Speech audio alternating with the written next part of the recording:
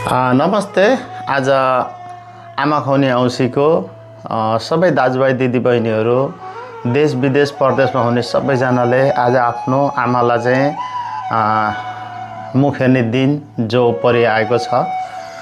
यसमा सबैजनाले हाम्रो आमाहरूले चाहिँ मलाई मेरो आमाले हजुरको आमाले सबै आमा भन्ने शब्द आमाले चाहिँ 9 महिना कोखमा राखेर 10 धारा दुध पिलाएर हामीलाई यत्रो ठुलो गराउनु भयो। आज पर्नै गएको आमा खुवाउने औँसीमा सबै आमाहरूलाई चाहिँ हृदयदेखि नमस्कार भन्न चाहन्छु र परदेशमा हुने दाजुभाइ दिदीबहिनीहरूले पनि आज टाइम मिलाएर फोन गरेर आफ्नो आमालाई चाहिँ सम्झनु होला भन्न चाहन्छु।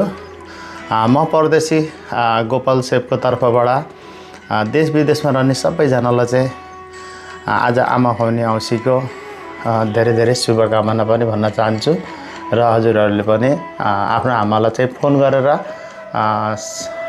मिठो सम्झना आमाको आशीर्वाद लिनु होला भन्न चाहन्छु।